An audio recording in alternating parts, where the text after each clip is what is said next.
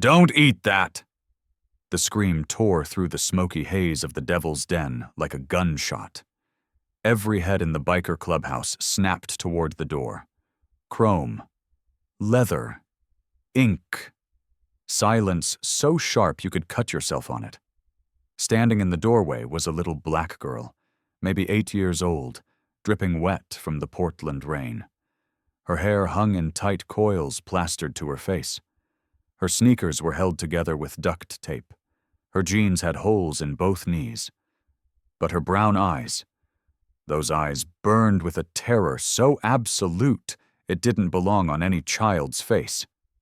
Behind her, a woman with red hair stumbled through the door, grabbing for the girl's shoulder, panic written across every line of her face. The little girl staggered forward, pointing at the plate in front of Jackson Reaper Stone, 42 years old, president of the Hells Angels Oregon chapter, a man so feared that grown men crossed the street when they saw his Harley coming. "Please, sir," the girl gasped, her small hand shaking as she pointed. "Don't eat! Please don't eat!" 15 bikers reached for their weapons. Knives, guns, chains. The woman threw herself in front of the child like a human shield. Reaper raised one tattooed hand. Everyone froze. "Why?" His voice was gravel and whiskey. "How does a little girl know what's in my food?" The red-haired woman tightened her grip on the child's shoulders. "Please believe her." Her voice trembled but held firm. "She's telling the truth." The girl's lips quivered. "Because," she whispered, "because I saw him put poison in it." The whole room went electric. Reaper's jaw clenched. His fork stopped 3 inches from his mouth. And then the little girl said one sentence that turned everything Reaper thought he knew about loyalty into ash. "Yesterday, he tried to poison Aunt Scarlett and me too." The red-haired woman, Scarlett, pulled the child closer, her face going white as she confirmed it. "She's telling the truth. We almost died last night." In that moment, the most dangerous man in Portland understood this wasn't just about poison. It was about betrayal.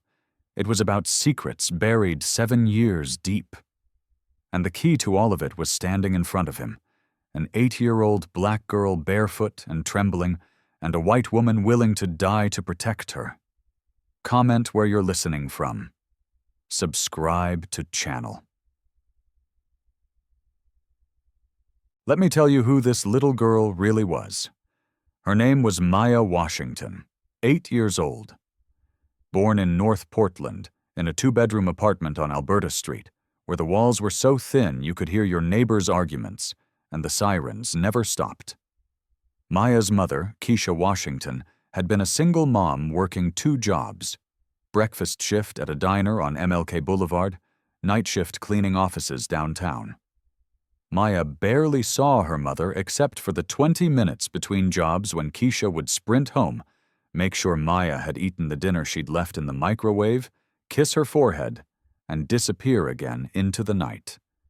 But here's what nobody knew. Maya was brilliant, not just smart for her age. Brilliant in a way that scared teachers who weren't used to seeing a little black girl from the projects correcting their math on the board. By the time she was 6, she was reading at a 10th grade level. By 7, she'd taught herself basic chemistry using library books and YouTube videos on the computer at the community center. And she remembered everything. Every face, every detail, every conversation she overheard while adults thought she wasn't paying attention. That gift was about to save lives. Maya's mother died 3 months ago. Breast cancer. Stage 4 by the time they caught it, because Keisha didn't have insurance and kept working through the pain until she collapsed at the diner one morning and never got back up. The funeral was small. Just Maya, Aunt Scarlett, and 3 women from the church Keisha used to attend when she had time. Scarlett Brennan wasn't blood family. She was Keisha's best friend from nursing school, before Keisha had to drop out when she got pregnant with Maya.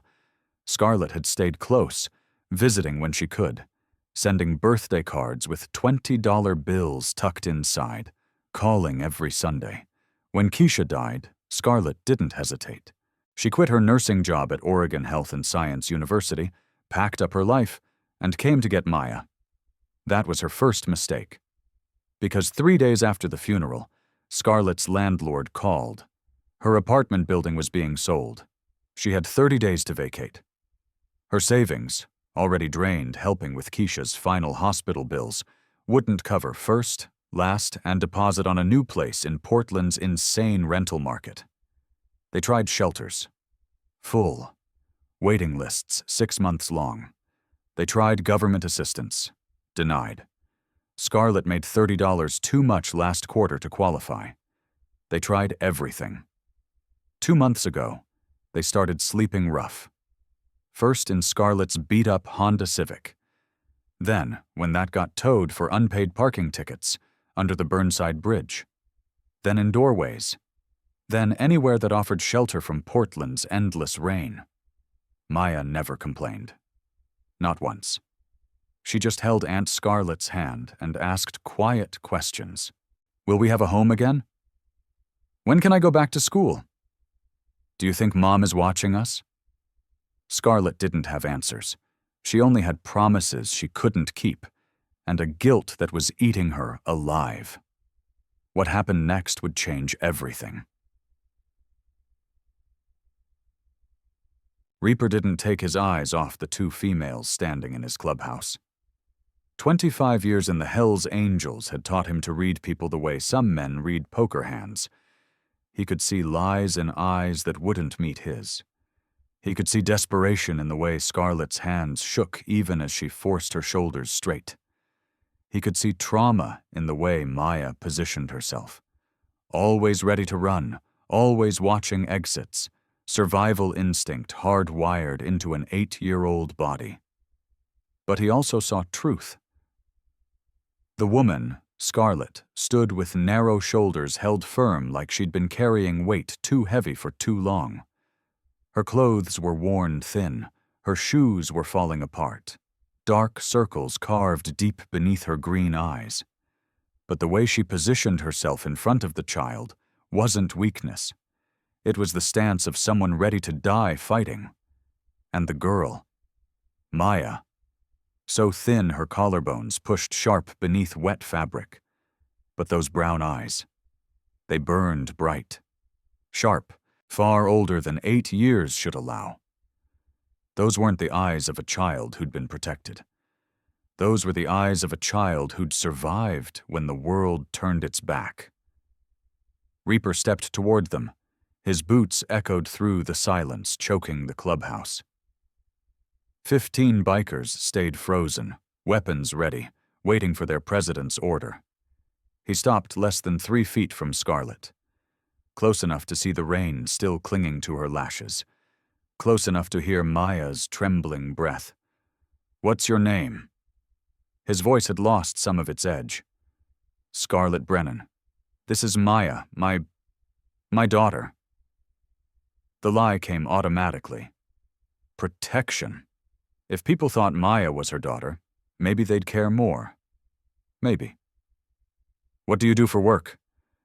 "I used to be a nurse." Scarlett hesitated. "Now I don't do anything." Reaper's eyes swept over their torn clothes, Maya's bare feet, the old backpack that held everything they owned in the world. He understood. She didn't need to say more. "Why?" Reaper asked, and this time his voice softened despite himself. "Why would you risk your lives to warn a stranger? You don't know who I am?" Maya stepped out from behind Scarlett before her aunt could answer. The girl looked up at Reaper without fear in her eyes. "Because nobody deserves to die without knowing why." Her voice was small, but every word landed clean. "My mama died, and nobody told me what was happening until it was too late. I don't want that to happen to you." The clubhouse went dead silent. Snake, Reaper's VP, who'd stood at his right hand for 20 years, sucked in a sharp breath. Demon, the enforcer who'd killed 3 men and never blinked, lowered his knife, and Reaper, the man who'd survived prison, gang wars, and betrayals that would have broken lesser men, stood there feeling something tighten in his chest. He looked into Maya's eyes and saw himself. 28 years ago, there'd been a 14-year-old kid watching his father get beaten to death by corrupt cops in a holding cell. Nobody told him why. Nobody explained. Nobody gave a damn. That kid grew up with silent rage, with pain that turned to stone, with a vow to never be weak again. That kid became Jackson Reaper Stone. And now that kid was staring at an 8-year-old black girl who'd lost her mother, lost her home, lost everything, but still had the courage to run into a biker clubhouse to save the life of a dangerous stranger. This is when everything changed. "Your mother," Reaper said slowly. "What kind of person was she?" Maya stayed quiet for a moment. Then she smiled, a smile so heartbreakingly sad on a child's face. "My mama was the strongest person in the world," she said. "She told me no matter how hard life gets, you still gotta do the right thing, because that's the one thing nobody can take away from you." Reaper said nothing. He only stood there, staring at an 8-year-old child who'd just taught him a lesson he'd forgotten somewhere between prison and power. That was his second mistake, because what he didn't know, what nobody in that room knew, was that Maya's mother hadn't just been a waitress and a cleaning lady. She'd been something else too, something that connected directly to the poison in Reaper's food, to a conspiracy 7 years buried, to a betrayal that would tear the Hell's Angels apart from the inside. But we'll get to that.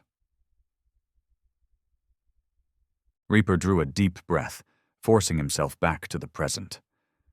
Someone had just tried to kill him. The child was the only witness. "Maya," he said, using her name, "you said you saw the man put poison in my food. Describe him." Maya nodded, her brown eyes focusing like she was pulling up a photograph from memory.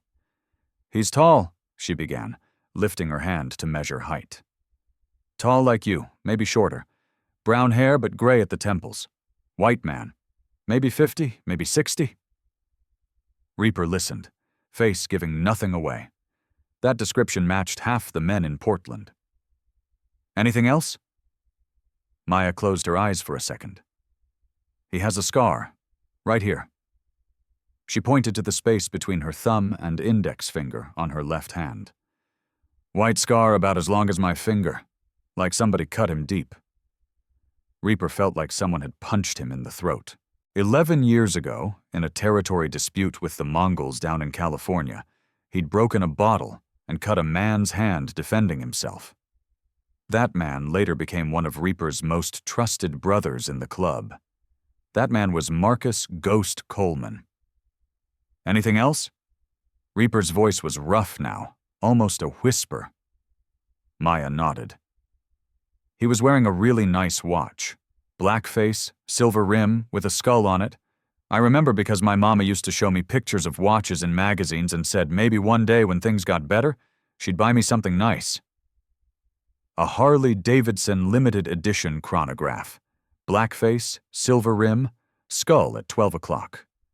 Reaper had personally given that watch to Ghost the day he made him sergeant-at-arms 12 years ago. That watch should have been buried with Ghost in the cemetery on the east side 7 years ago. Reaper had stood beside the grave. He'd watched the casket lowered into the ground. He'd thrown the first handful of dirt with his own hand. And yet an 8-year-old girl was telling him she'd seen that watch on the wrist of a living man.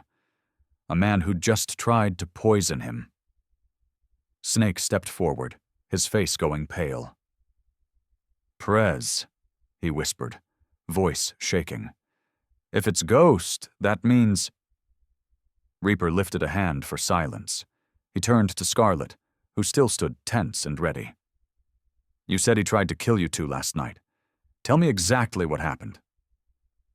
Scarlet took a deep breath, like she was pulling courage from somewhere she didn't know she still had. "We sleep under the steel bridge, near the old warehouse district. Last night around 2 a.m, a man came. He brought food, said he wanted to help us." She stopped, tightening her hand on Maya's shoulder. At first I thought he was kind. But Maya—" She looked down at her niece with an expression caught between pride and heartbreak. "Maya saw him put something in the food when he thought we weren't watching." Maya took over, her voice strangely calm. "He thought I was asleep, but I was awake. I saw him take out a small bottle, pour it into the takeout box, then stir it in, exactly like he did with your plate tonight." "Then what?" "I pretended to wake up and told Aunt Scarlett I wasn't hungry. She understood. We pretended to eat, then we ran. He chased us, but he couldn't catch us. We ran all night." Reaper ground his teeth, every piece sliding into place. "Why did you come here? How did you know I'd be at the clubhouse tonight?" Scarlett and Maya looked at each other.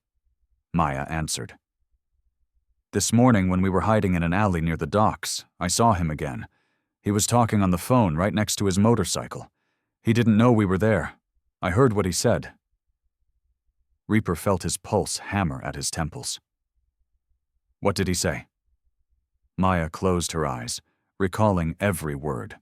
"He said, 'Clear the last witness before we handle the kid. Make sure he's at the den tonight. No mistakes.'" The clubhouse dropped into murderous silence. The kid. That's what Ghost used to call Reaper when he was still a teenage prospect running errands for the club. A nickname used with the fondness of a mentor, a big brother, a man Reaper had trusted with his life. Ghost Coleman hadn't died in that warehouse fire 7 years ago. He'd faked his death, and now he was coming back to finish what he'd started. But there was something else, something worse. "Last witness," Reaper repeated slowly.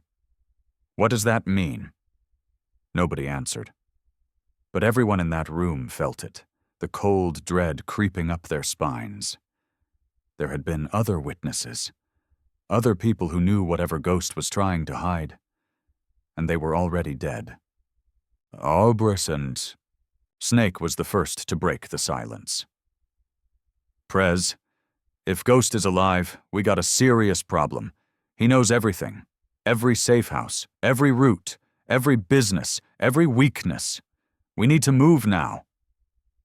Demon nodded, arms folded across his chest covered in scars and ink.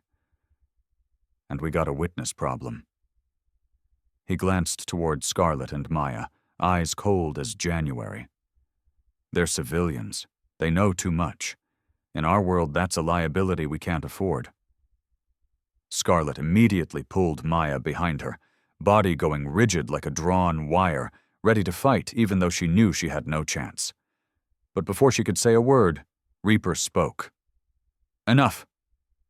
2 words, not loud, but carrying the weight of a death sentence. Snake and Demon both froze.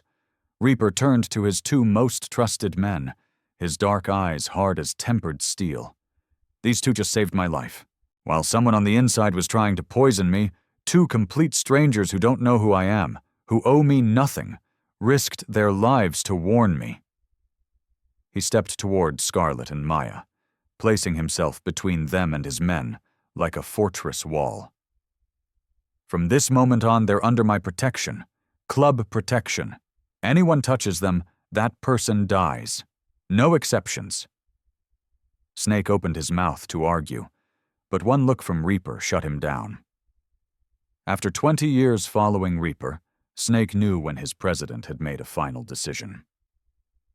Demon said nothing. He just gave a short nod, accepting the order even though his face remained stone.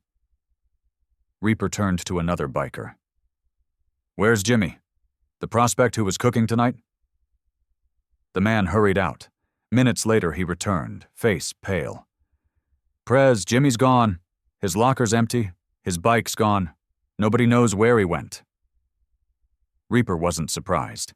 Every piece was sliding into place. Jimmy Ace Rodriguez, the prospect who'd been with the club for 2 years, always eager, always loyal, always asking to prove himself. The only person allowed to handle Reaper's food before it reached the table. Ghost wasn't acting alone. He'd planted someone inside long ago, waiting for the perfect moment to strike. "Find him!" Reaper ordered, voice cold as ice. "Alive or dead, I need him!" After his men scattered, Reaper turned back to Scarlet and Maya. The red-haired woman still stood tense, but something in her eyes had shifted. Not just fear anymore. Maybe hope, or at least a fragile trust. But it was Maya who held Reaper's attention. The girl stood there, tiny among a room full of dangerous men. But she wasn't shaking anymore. Her brown eyes studied Reaper closely, as if trying to read him, trying to understand who he really was. Reaper did something nobody in that room expected. He went down on one knee, bringing his eyes level with the 8-year-old. Snake nearly choked. In 20 years, he'd never seen Reaper kneel before anyone. "Maya," Reaper said, his voice gentler than it had been in recent memory. "You're very brave. You did something most grown men wouldn't dare do." Maya looked at him, head tilting slightly. "Will you catch the bad man? He's hurt people already. He won't stop." Reaper looked into those clear brown eyes that had seen too much darkness, and he saw intelligence, a knowledge of the world no 8-year-old should carry. "I promise," Reaper said slowly, each word like an oath. "I will find him. I will catch him. And I will make sure he can never hurt you or Scarlet again." Maya watched him for a long time, then nodded. "My mama said good people always keep their promises. I'll wait and see if you're a good person."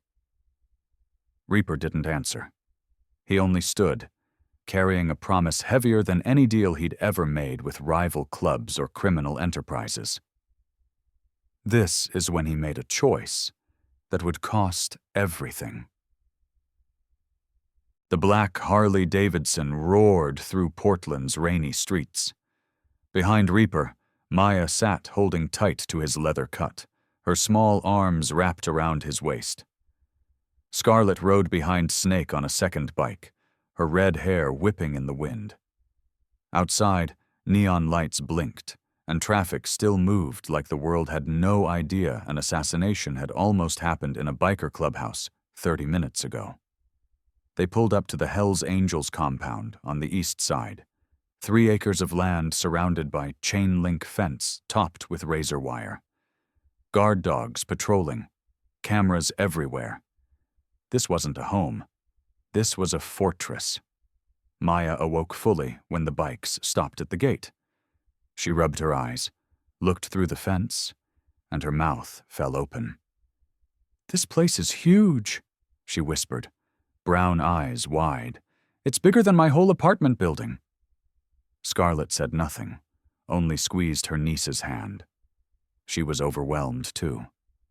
Not by the size, by the distance between their world, sleeping under bridges, and the world of the man who'd just brought them here.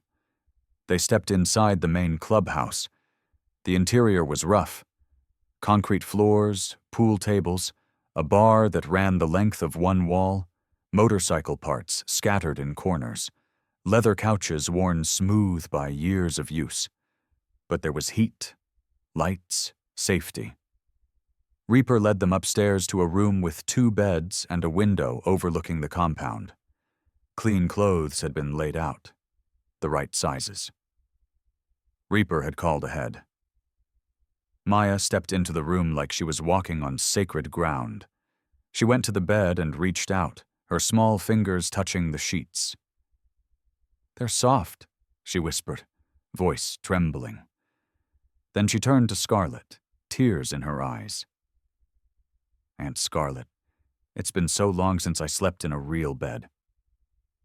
Scarlet couldn't answer.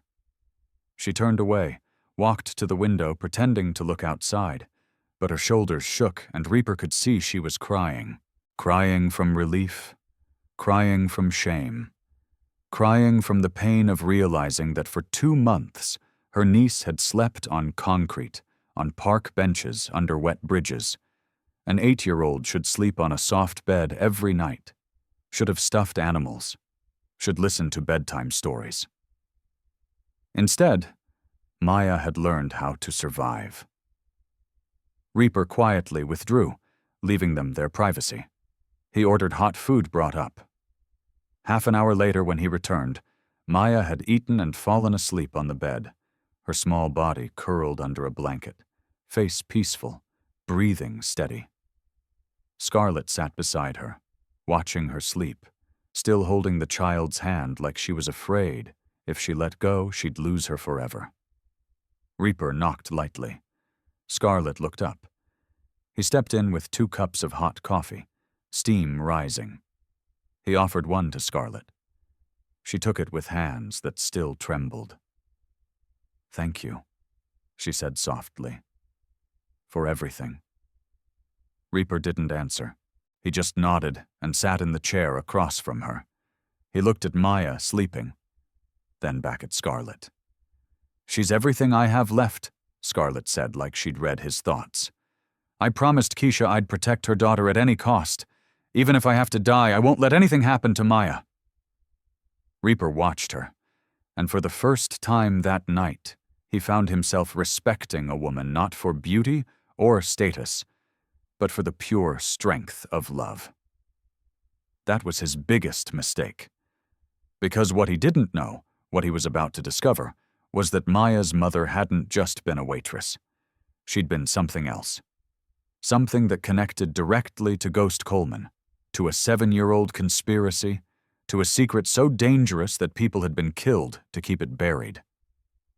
And the truth was about to destroy everything Reaper thought he knew. Reaper set his coffee down on the small table, his eyes resting on Scarlett's exhausted face. In the dim light, she looked like someone who'd been through war.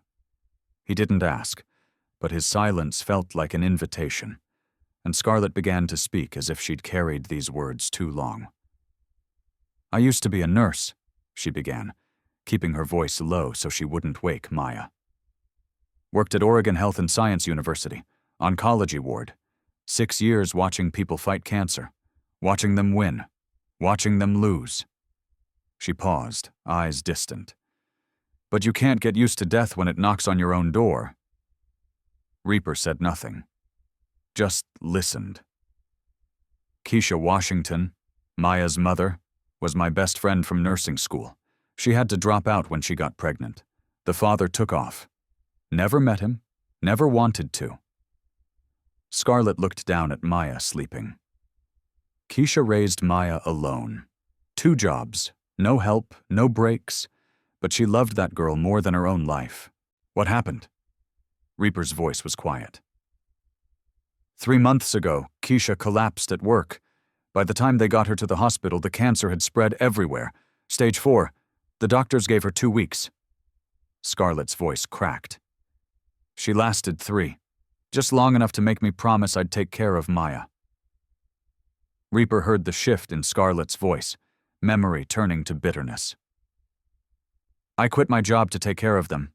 Used all my savings for hospital bills. Then Keisha died. Then my landlord kicked me out. Then the money ran out. Then we were on the street." She looked at Reaper, eyes red but burning. 2 months we survived out there. Maya never complained once. Not about being hungry, not about being cold, not about sleeping on concrete. She just held my hand and said, 'It's okay, Aunt Scarlett. We still have each other.' An 8-year-old child, mother dead, no home, no future, and she was the one keeping me strong." Scarlett's hands shook. That's why when she saw that man poison your food, she didn't hesitate. Because even though we have nothing, she still believes in doing the right thing. Her mother taught her that. Reaper stayed silent for a long time after Scarlett finished.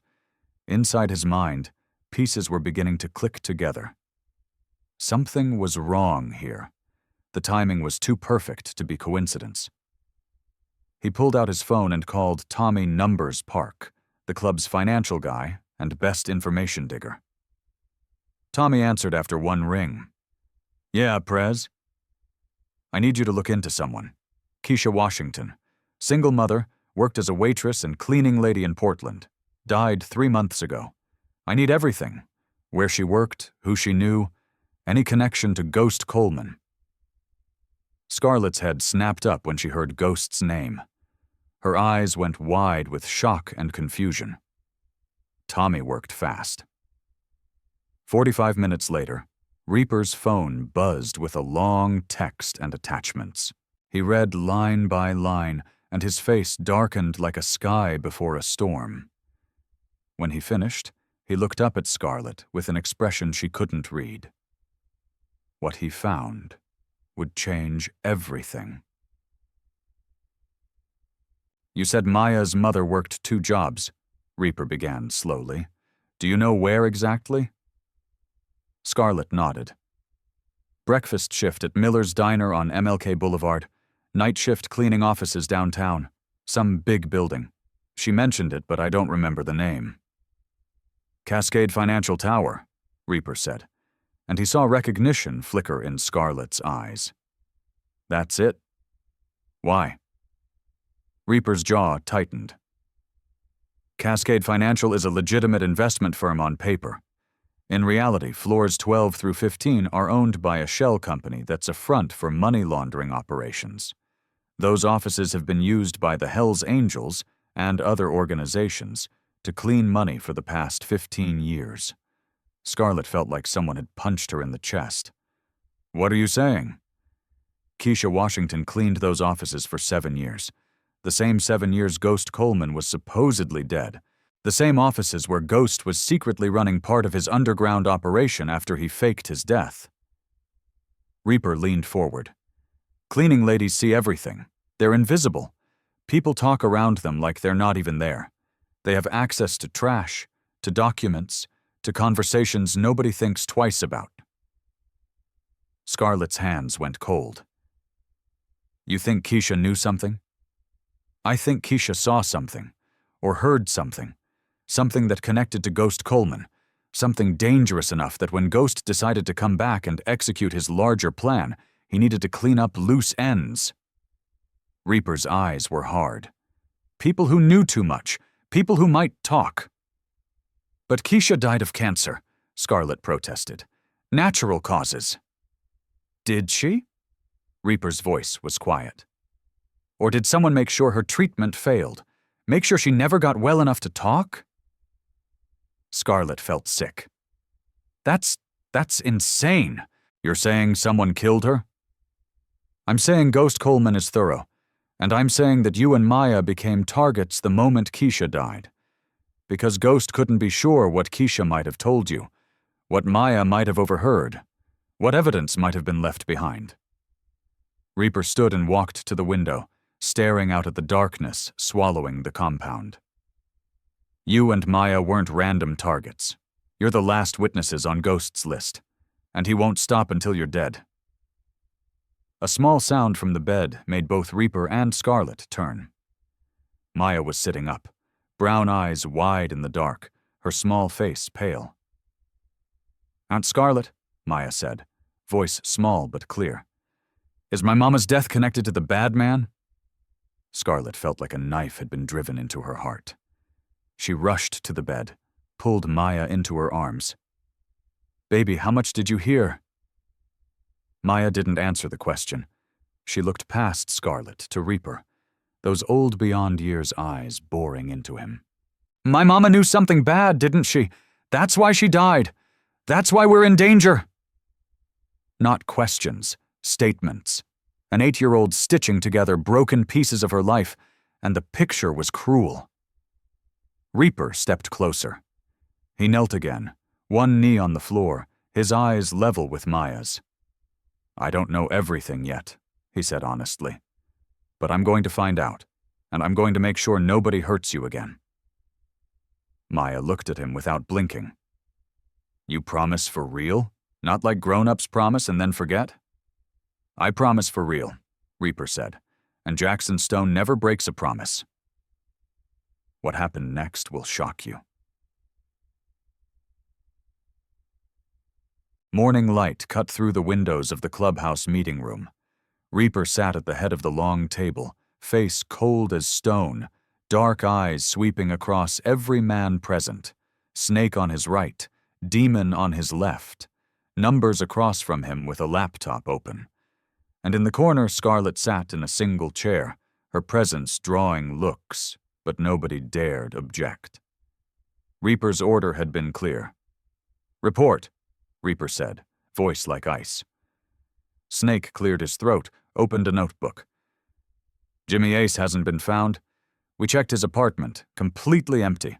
He moved out weeks ago. This was planned. His bank account was drained 2 weeks ago. He didn't run in panic. He was ordered to disappear." Reaper nodded.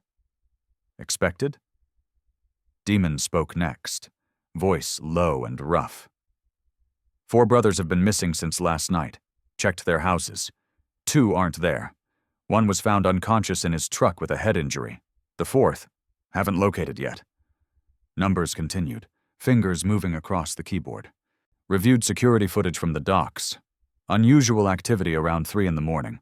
At least 6 unfamiliar vehicles. No plates. They stayed about 2 hours, then left." Reaper's hands tightened on the chair arms.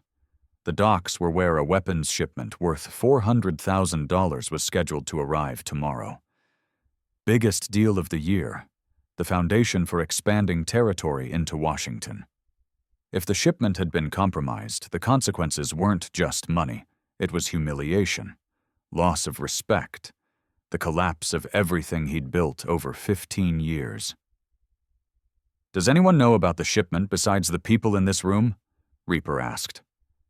Snake shook his head. "Just us and the dock crew. About 8 people total. All brothers who've been with the club for years." "Then there's a traitor among those 8, Reaper said.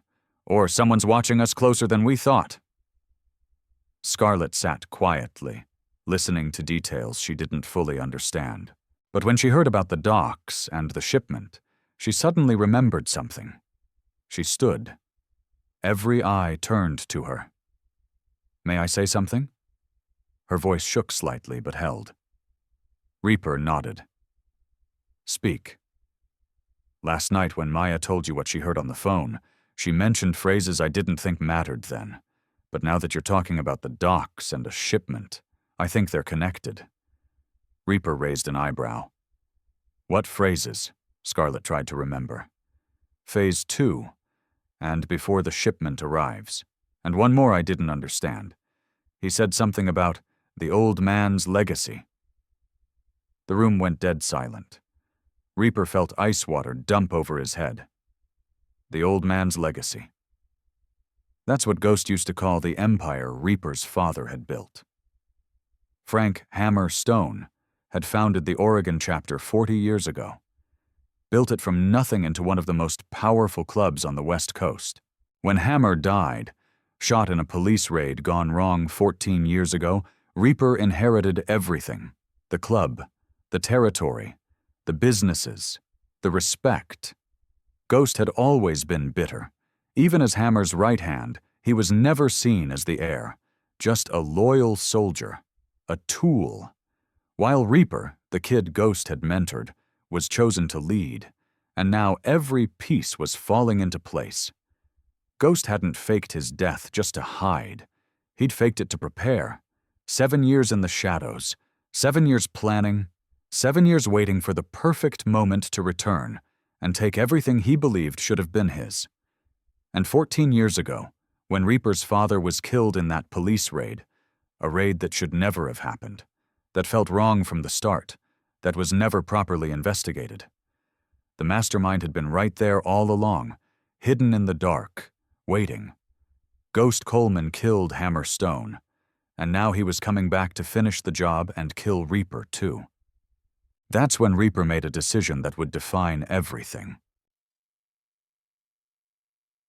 Reaper rose from the table, face stone cold, but in his eyes burned a fire everyone who knew him recognized as controlled rage. He slipped into his leather cut, checked the gun under his jacket, then ordered Demon and 4 brothers to ready the bikes. They were riding to the docks, to see the situation firsthand. As Reaper walked down the corridor toward the exit, a small voice behind him made him stop. "Mr. Reaper." He turned. Maya stood at the top of the stairs, hair braided neatly, new clothes fitting her small frame.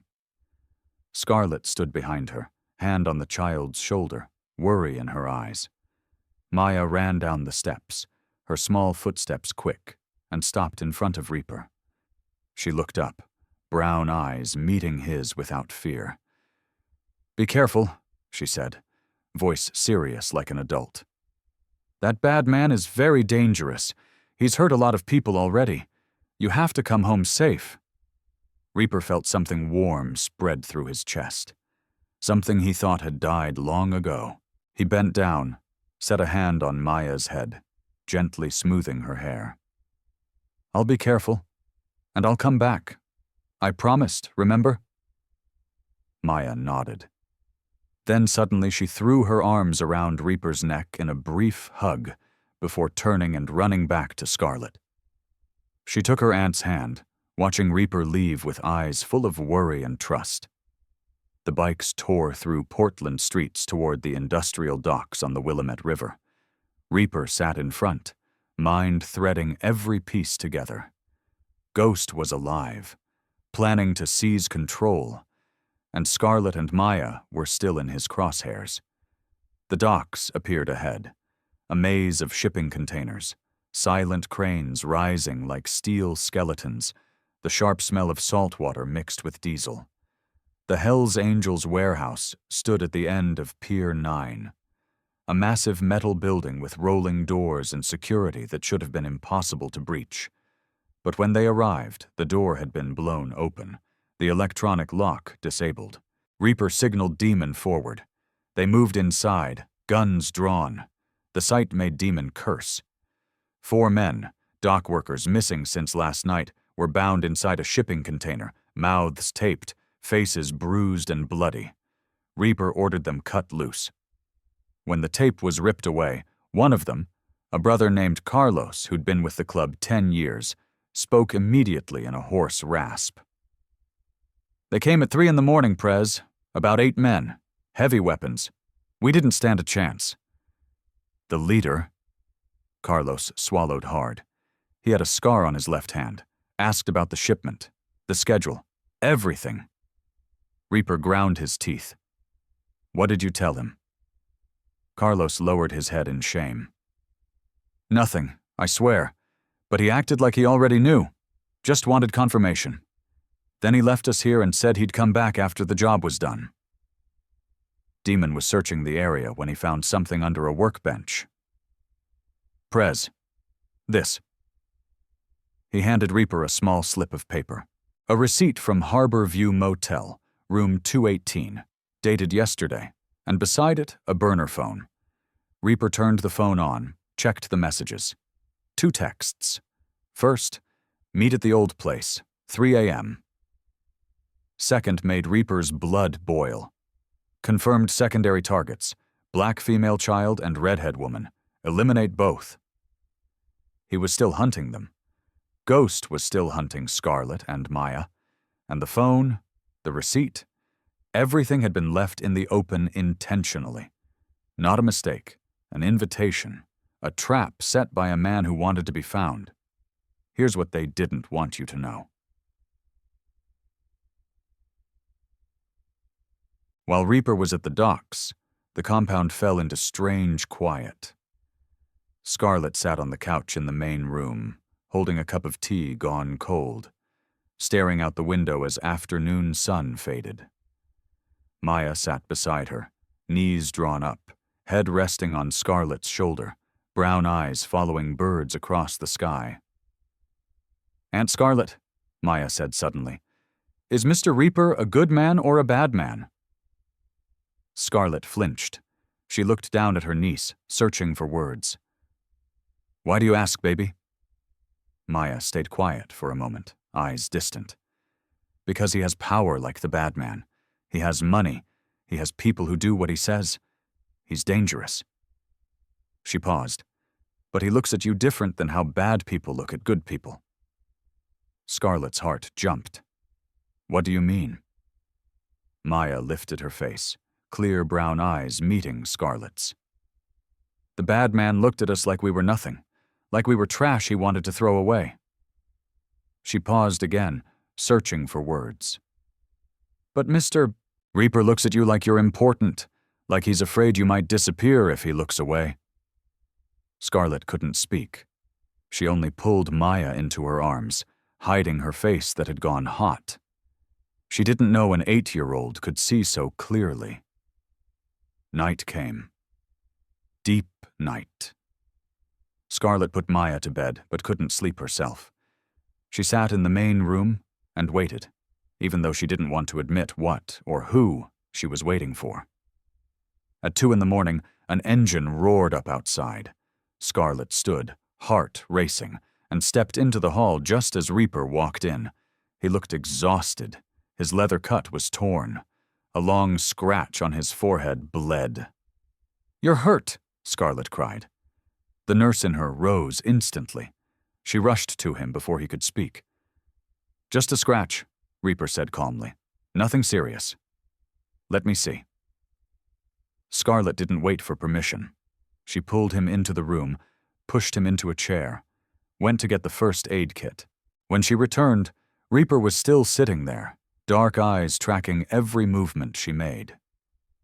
Scarlett sat beside him, gently wiped blood from his forehead with an alcohol-soaked pad.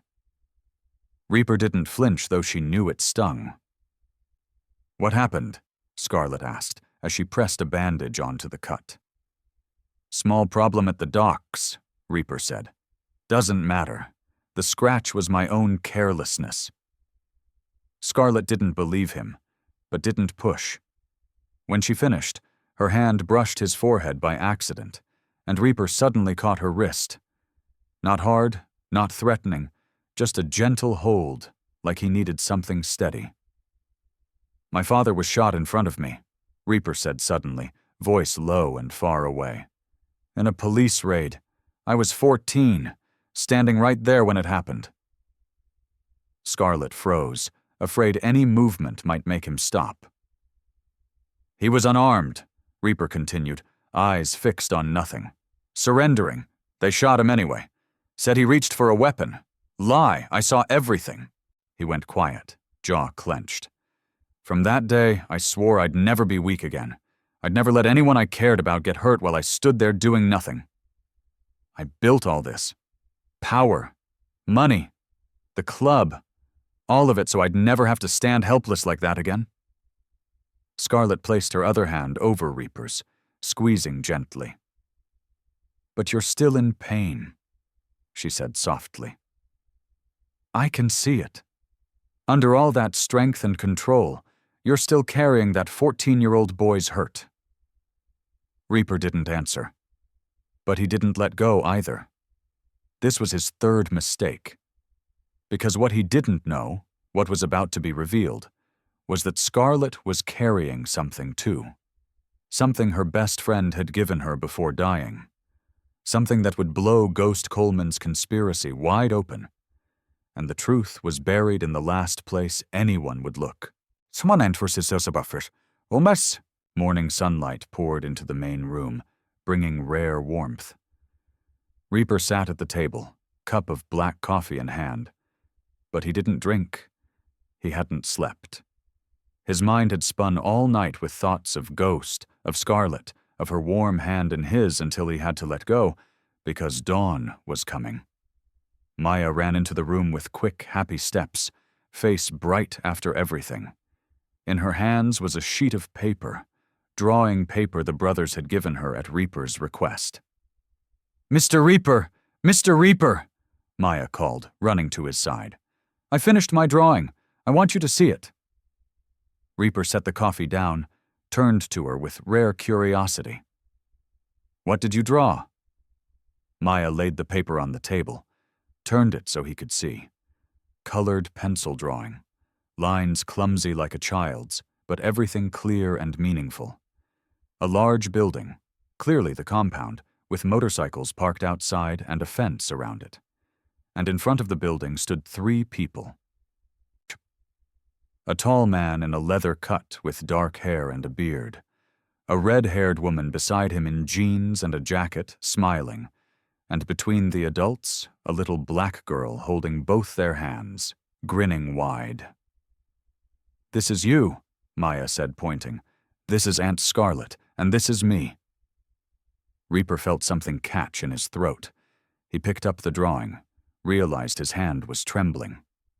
A drawing by an 8-year-old child. Simple. Innocent. But it held something this compound had never held in all these years. Hope, family. "Why did you draw the 3 of us?" Reaper asked, voice rough. Maya tilted her head like the question was strange. "Because we're family now. You said it. You said Aunt Scarlet and me are part of your family. Family stays together. Family gets drawn together." Reaper couldn't speak. He only stared at the image of himself standing beside Scarlet and Maya, at the smile Maya had drawn on his face. A smile he wasn't sure he could ever actually wear. Scarlet walked into the room at that moment, stopped when she saw what was happening. Reaper holding Maya's drawing, shoulders faintly shaking. "Aunt Scarlet, look," Maya called. "I drew our family."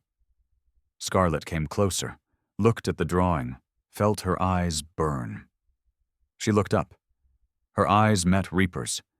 In his eyes, she saw something she'd never seen before. Not hardness, not calculation. Something fragile, something hungry, hope. Something had changed between them. Scarlet felt it. Reaper felt it. The moment stretched until Reaper's phone rang, piercing the bubble. Reaper glanced at the screen, Snake's name, and answered. "What?" Snake's voice was tight. "Prez, we found Jimmy Ace." "Alive or dead?" "Dead. Shot once in the chest. But before he died, he wrote something on the wall with his own blood." Reaper's grip tightened. "What?" "Harborview Motel, room 218. That night, Reaper went to Harborview Motel. Alone. He knew it could be a trap. He knew Ghost might be waiting. But he went anyway. Some things had to be faced head-on. He left Demon and Brothers outside to cover exits while he walked into the rundown motel. Room 218 was at the end of the 2nd floor. Old wooden door, peeling paint. He put his hand on the knob. Turned. The door opened, unlocked. The room was empty but not quiet. Fresh cigarette smoke lingered. A coffee cup on the table still warm. The bed carried the impression of someone who'd been there. Someone had been here, and left moments ago, or someone was still here. Hidden. Reaper swept the room with his eyes and saw them. On the desk by the window, a stack of papers arranged neatly, waiting for him. He stepped closer, heartbeat quickening. A map of the Portland docks with Pier 9 circled in red. Photos of Reaper, entering the clubhouse, on his bike, standing on the compound balcony. Ghost had been watching him for weeks, maybe months. But what froze Reaper was the file at the bottom. A file on Scarlett Brennan. Photo from her nursing days. Old address, employment history. A file on Keisha Washington. Death certificate. Cancer treatment records. Work history at Cascade Financial Tower. And a file on Maya Washington. School records, medical records, everything. Beside the files, a small note, handwritten black ink. Last witnesses, handle before Phase 3, both females. They were still on the list. Ghost didn't just want Reaper dead. He wanted every trace erased, every witness, anyone who might know anything. "I knew you'd come, kid," the voice came from the dark corner. Reaper spun, gun already in hand, but Ghost was faster. Ghost Coleman stepped from the shadows, gun aimed at Reaper's chest. He was older than Reaper remembered, hair almost fully gray, face lined from living in darkness too long, but his eyes were the same. Cold, ruthless, filled with bitter ambition. "Put the gun down," Ghost said calmly. "You know you're not faster than me. Never were." Reaper didn't lower his gun, but he didn't fire. He needed answers before one of them fell. "Why?" Reaper asked, voice ice. "Why fake your death? Why come back? And why did you kill my father?" Ghost laughed, dry, humorless. "Your father," Great Hammerstone. You want to know why I killed him? He stepped forward slowly, gun trained on Reaper. Because he was a fool. Wanted to go legitimate, wash everything clean, work with the cops, the government, abandon everything that made us powerful. Ghost's eyes hardened. And worse, he wanted to hand everything to you. A kid who'd never earned it.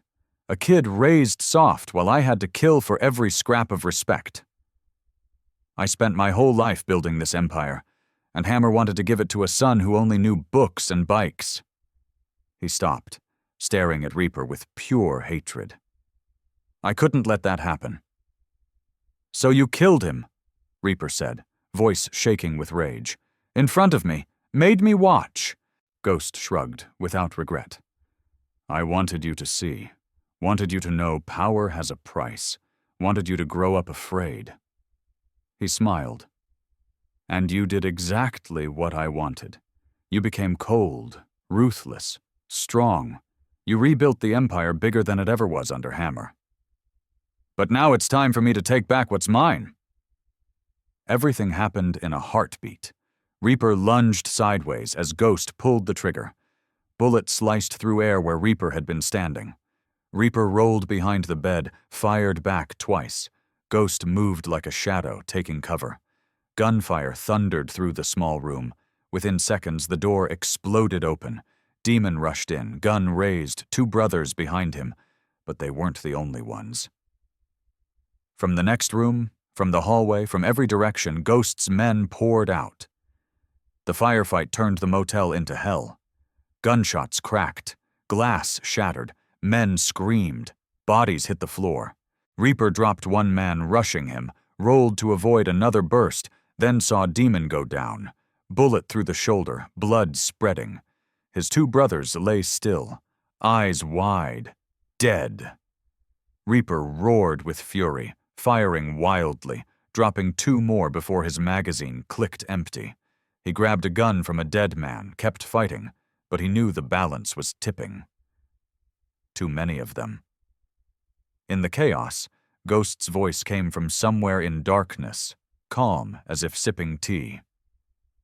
You want to know what happened to Keisha Washington? Reaper didn't answer. Too busy dropping another man. Keisha didn't just clean offices, Ghost continued. She was smart, observant. She saw documents she shouldn't have seen, heard conversations she shouldn't have heard. She knew about my operations, about the money, about everything I'd hidden for 7 years. So I made sure her cancer treatment failed, made sure she never got well enough to talk. Reaper felt sick, but before she died, Ghost went on, she wrote everything down, gave it to someone she trusted, her best friend. Reaper's heart stopped. Scarlett Brennan has evidence that could destroy me. She might not even know what she's carrying. But Maya might have heard something, seen something. That's why they have to die. Both of them. No witnesses. No loose ends. Reaper had to get out, had to get back, had to protect them. He grabbed Demon, yanked him up despite the blood. Move! They charged for the window. Reaper shot out the glass, jumped to the awning, dropped to the ground. Demon followed, face pale from blood loss. They ran for the bikes, got on, tore into the night. Behind them, gunfire still echoed. But Reaper didn't look back. One goal. Home. As the bike turned onto the main road, Reaper's phone buzzed. Text from Snake. Prez, trouble at the compound. Security breach. Reaper's heart stopped. Ghost wasn't at the motel to face him. He was there to hold him in place, to buy time, for his men to attack the compound. Scarlett, Maya. Reaper slammed the throttle, the bike screaming through the night toward home. He prayed for the first time since he was 14. Prayed he wasn't too late. What Ghost didn't know would cost him everything. Reaper drove like death itself was chasing him, hands locked on the handlebars, eyes welded to the road. Demon sat behind him, one hand pressed to his shoulder wound, face gray, but forcing himself to stay conscious. The compound came into view, and Reaper's heart sank. The front gate blown apart. 2 unfamiliar trucks in the yard. Gunfire echoing from inside. Bodies of 2 gate guards on the ground. Blood pooling under security lights. Reaper didn't stop at the front. He swung around back to a hidden entrance, a tunnel built when Hammer was still alive, leading from the old garage into the basement. He left Demon with the backup gun, then plunged into darkness alone. Inside the compound, Scarlett was living the most terrifying minutes of her life. When the first shots cracked, she'd been in the room with Maya, reading a book before sleep. Survival instinct snapped awake. She grabbed the gun Reaper had left for her, took Maya's hand. Ran. She remembered the safe room Reaper had shown her. Hidden room behind a false wall in the main office. Steel door, electronic lock. She pulled Maya down the hallway, hearing gunfire growing closer. Screams. Glass shattering. They reached the office. Scarlett shoved aside the panel, punched in the code with shaking fingers. Steel door swung open. She pushed Maya inside first, then turned and stood in the doorway. Gun raised, ready to fire at anyone who appeared. "Aunt Scarlett," Maya whispered behind her, voice trembling but not crying. "Are we going to be okay?" Scarlett looked back, saw the girl clutching the drawing she'd made that morning, the one with 3 figures standing together. Even in the most dangerous moment, Maya held that drawing like hope. "We're going to be okay," Scarlett said, forcing steadiness into her voice even though her heart was exploding. "Mr. Reaper will come back. He promised, and he never breaks promises. Lah." Down in the basement, Reaper moved like a ghost. He killed 4 intruders on his way up. Silent, efficient, no hesitation. He knew this compound like his own hand, every corner, every blind spot, every hiding place. By the time he reached the main floor, most attackers were down or pinned in gunfire with surviving brothers. Reaper didn't stop to help. One target, the office, the safe room. He charged up the stairs, dropped 2 men blocking his path, kicked the office door open. Empty. But the panel had been pushed aside. The safe room door shut tight. He stepped up, knocked. "Scarlett, Maya, it's me, Reaper." Inside, Scarlett heard that voice and nearly collapsed with relief. But she didn't lower the gun. Life on the street taught her never trust until you see. "How do I know it's you?" Reaper was silent a beat, then spoke. "You promised Keisha you'd protect Maya. That's the only thing keeping you alive. Maya told me I look at you different than how bad people look at good people, and this morning she drew a family picture with 3 people. Scarlett broke into tears. She entered the code. The steel door opened. She saw Reaper standing there, leather cut torn, face smeared with blood and dirt, but alive and home. She ran to him. Maya ran after her. Reaper did something he'd never done in his life, opened his arms and pulled them both in, held them tight like if he let go they'd vanish, held them like a man who'd been lost in darkness too long and finally found light. Maya lifted her face, brown eyes wet but shining with joy. "Mr. Reaper," she said, voice trembling with hope. "Now we really are a family, right?" Reaper looked down at the child, then at Scarlett crying in his arms. "Yes," he said, voice rough with emotion, "we are." But the truth they buried for 7 years was about to come out, and it would change everything. After the situation was contained, Reaper took Scarlett and Maya to the basement, the safest place in the compound.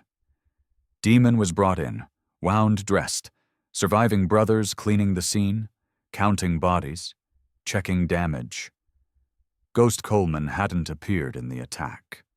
Still out there, waiting. But Reaper knew he couldn't wait anymore.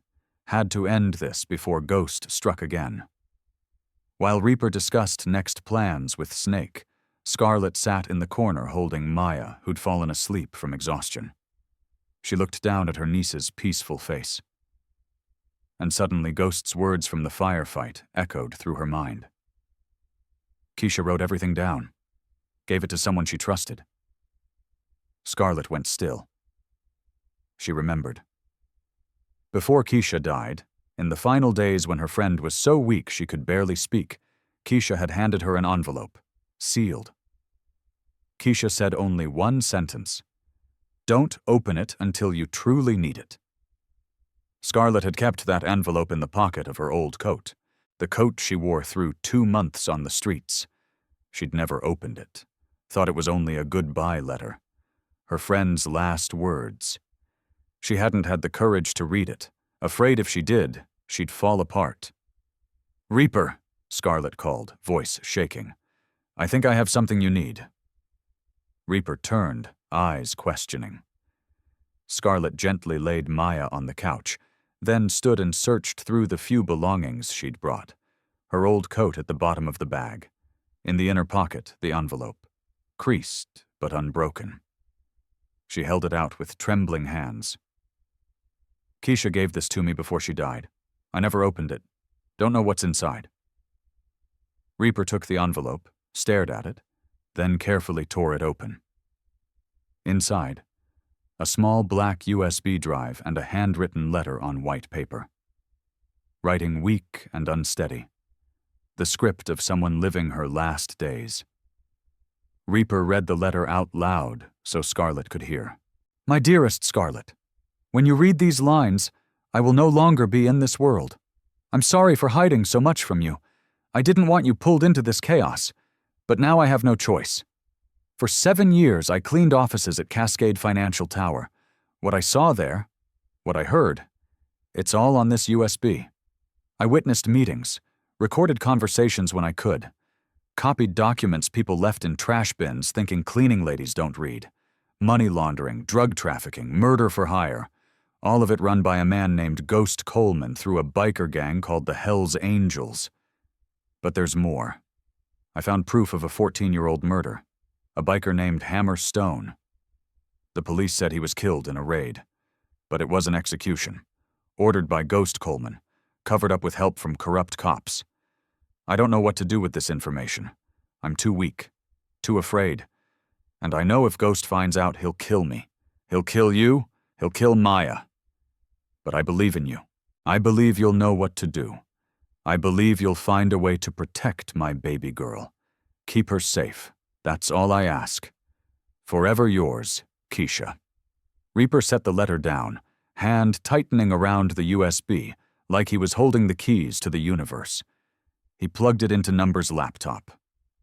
When the data files filled the screen, he understood what Keisha Washington had given him. The most valuable gift possible. Proof. Proof of every crime Ghost Coleman committed. Proof of the murder of Hammer Stone. Enough to bury Ghost forever.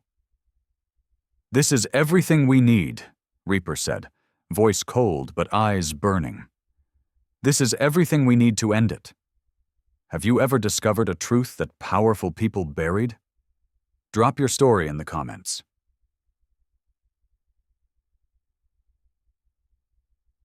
Reaper spent 2 days preparing.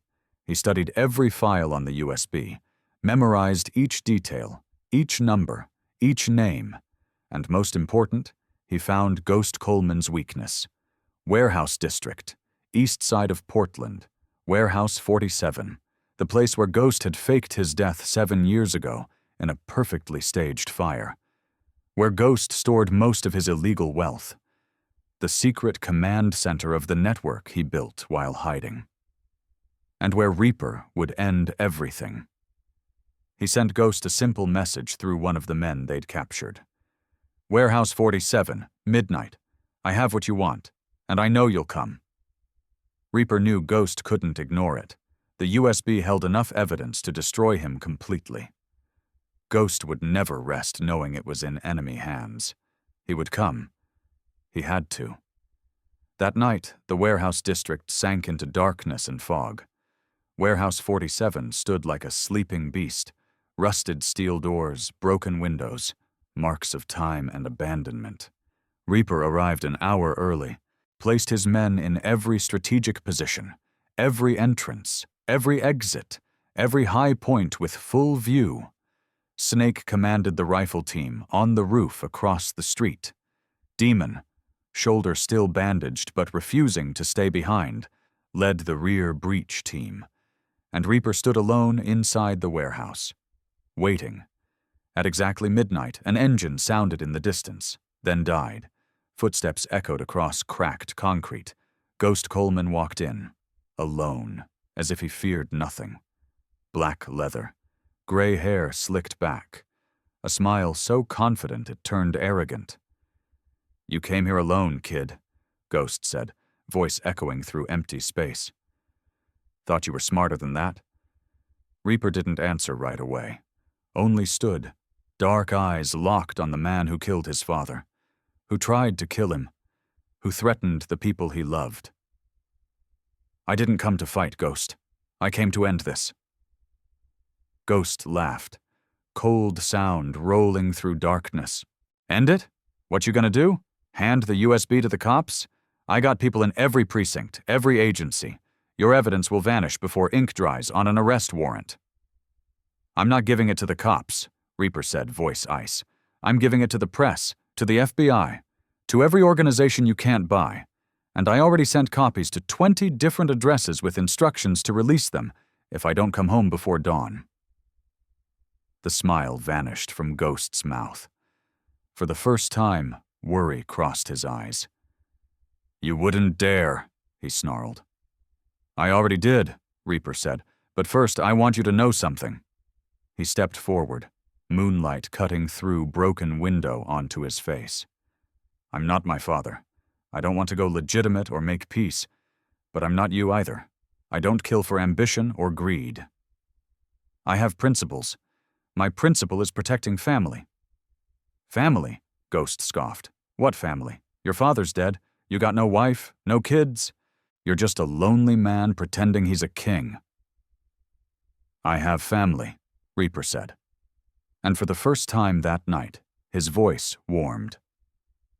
"A brave woman who risked her life to save mine, and an 8-year-old girl who taught me that even in darkness, you can still find light.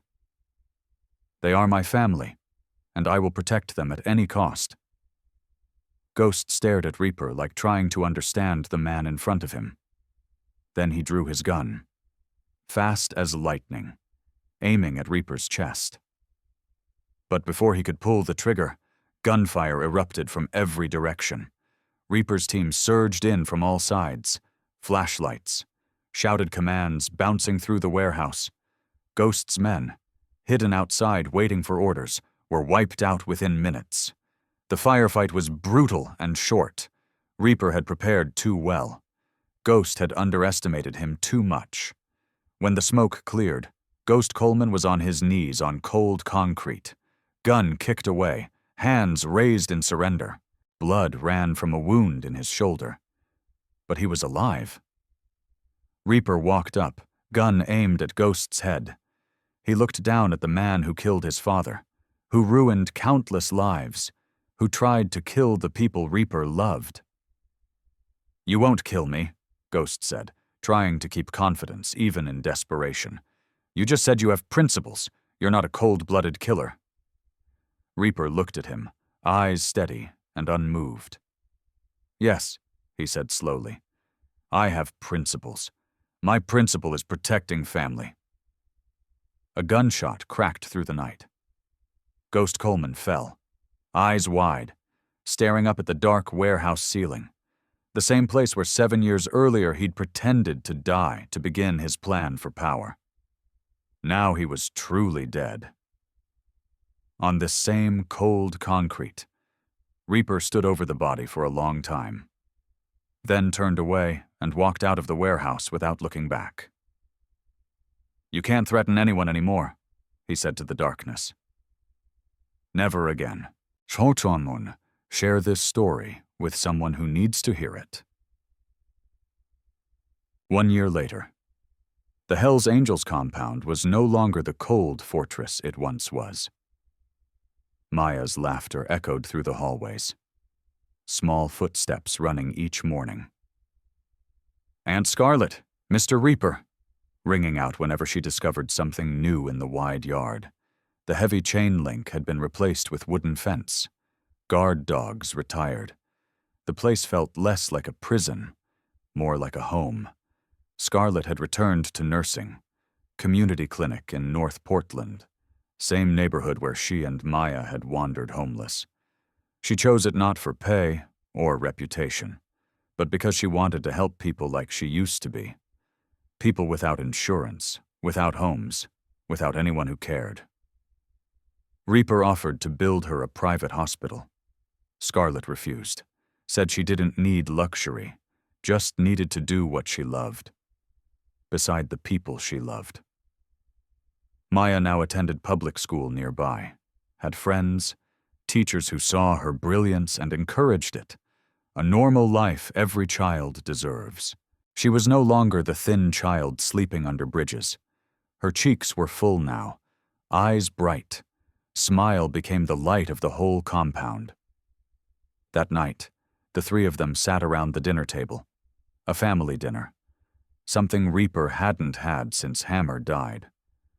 Maya talked about her day at school, about a science project where she got first place, about a new friend named Destiny. Scarlet laughed and added stories from the clinic, patients she'd helped. And Reaper, the man once called cold as winter, sat listening with a soft smile he never believed he could wear again. After dinner, Maya ran to get the new picture she'd drawn. This one different from the first. Still the big compound, still 3 people standing in front. But beside the compound, another smaller building with a scribbled line beneath it. "What's this?" Reaper asked. "A shelter," Maya explained, brown eyes lighting up. "For people who don't have homes, like me and Aunt Scarlet before. I think you should build a place like that so other people have somewhere safe when it rains." Reaper said nothing, only bent down, pulled the girl into his arms, thought it was the best idea he'd ever heard. That night after Maya was asleep, Scarlet and Reaper stood by the window looking out at the yard under moonlight. For a long time, they didn't speak, just stood close, feeling each other's warmth. "Do you ever regret it?" Reaper asked. "That night, running into a biker clubhouse." Scarlet smiled, turned toward him. "Never, because that night I found home." Reaper didn't answer with words. He only took her hand, squeezed gently, and the two of them kept looking out into the night. The darkness was no longer frightening, because they had found light in each other. So let me ask you something. Have you ever been in a situation where the system failed you, where the people who were supposed to protect you, the authorities, the institutions, the ones with power, turned their backs? Where you had to survive on your own because nobody else cared? Have you ever been invisible, ignored, dismissed because of where you came from or what you looked like? Have you ever discovered a truth that powerful people wanted buried? Have you ever had to choose between staying safe and doing what's right? Drop your story in the comments. Not the sanitized version, the real version. Because here's what this story is really about. It's not about bikers or criminals or revenge. It's about a system that lets children sleep on concrete while billionaires hoard wealth. It's about how the most vulnerable among us, a homeless 8-year-old black girl, can have more courage than grown men with power. It's about how family isn't defined by blood. It's defined by who shows up, who protects you, who keeps promises when the world turns its back. Maya didn't save Reaper's life because she wanted something in return. She saved him because her mother taught her that doing the right thing is the one thing nobody can take away from you. Even when you have nothing. Even when you're invisible. Even when the world has given up on you. You still have your integrity, your courage, your humanity. And sometimes that's enough to change everything. Share this story. Not because it's entertaining, but because it's true. Because somewhere right now, there's a Maya sleeping under a bridge. There's a Scarlet who lost everything trying to do the right thing. There's a Keisha working herself to death with no safety net. And they need to know they're not alone. They need to know that courage matters, that speaking up matters, that fighting back matters, even when the odds are impossible, even when the powerful want you silent, even when nobody else is listening. Your voice matters. Your story matters. You matter. Subscribe to Channel for more stories about people who refused to stay down, who fought systems designed to crush them, who found family in unexpected places, who proved that power isn't about money or position, it's about integrity and courage. Stay just, stay loud, stay free. Comment where you're listening from. And remember, the people who save us are rarely the heroes we expect. Sometimes they're the ones the world forgot. The invisible ones, the powerless ones, the ones with nothing left to lose except their humanity. And that's the one thing they'll never give up.